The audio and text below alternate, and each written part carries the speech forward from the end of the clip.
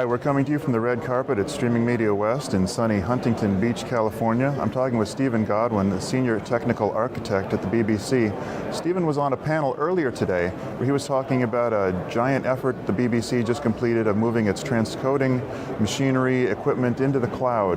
How did that go, and what are the advantages to your project? So it went very well.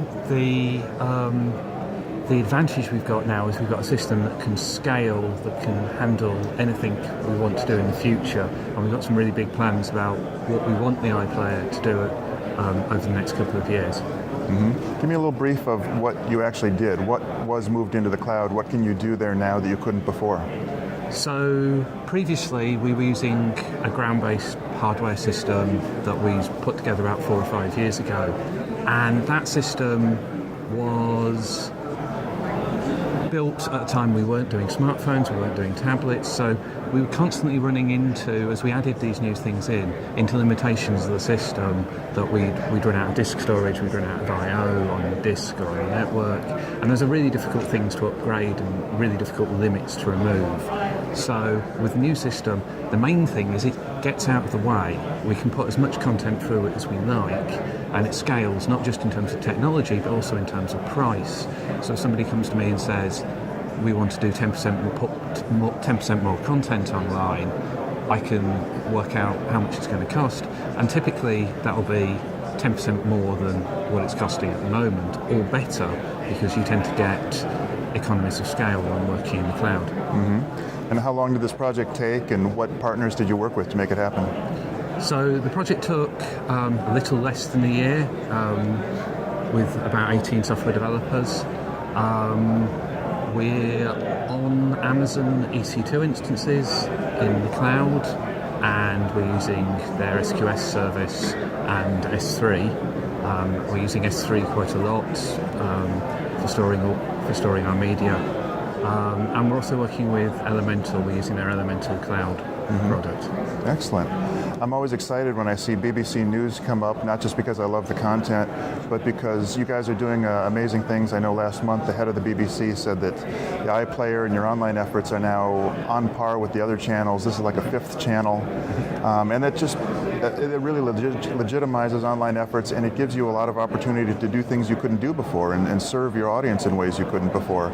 Tell me about some of the things you're able to do online that you couldn't do with regular broadcast. So a good example would be the Glastonbury Music Festival over the summer in the UK, where we had over 170 hours worth of content over just one weekend, and that came from 160 different clips, highlights, full sets of some artists, and over 120 artists in total. Now that's more content than we could actually have broadcast on any of our traditional channels over that weekend, but we were able to make it all available on the iPlayer so that it becomes a way of getting that quantity of content from an event like that available to our audience. Can you tell us what other big projects you're working on? So the other things we've worked on very recently is we've had a thing called iPlayer Premieres, where we've made programs available 7 days before they're due to be broadcast on traditional TV. And that's been incredibly successful. We've been surprised by how successful it's been. So there's one program, a comedy called Bad Education, which was broadcast on BBC Three, and that we perhaps expect to get 1.5 million viewers on the normal broadcast. We got 1.5 million requests for the video before the program was broadcast.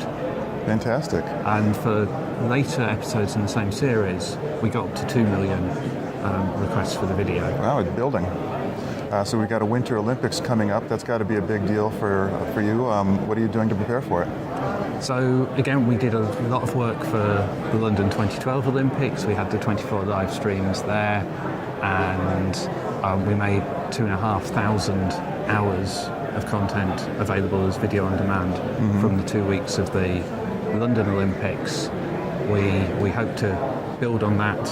We've got the infrastructure in place that we built for the London 2012 Olympics, and so we expect again that sort of live stream content and and video on demand content. Well, I don't know how you're going to top what you guys did for London. That was amazing. One thing I think I'm always impressed by with the iPlayer efforts in the BBC is the sense of mission, that you guys really feel that you're serving the people. This is part of the government, and it's something that we don't see with commercial efforts here. What does that mean to your work, that sense of mission of trying to deliver to the people what they're paying for? Well, so everything we do is driven by the fact that we're paid for by our audience. We're paid for by the license fee.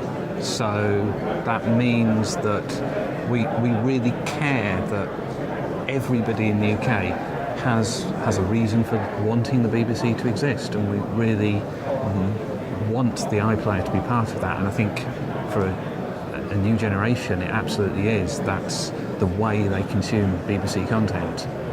Well, thank you so much. I look forward to seeing what's coming next from the BBC and your iPlayer efforts. This is Troy Dreyer coming to you from the red carpet at Streaming Media West.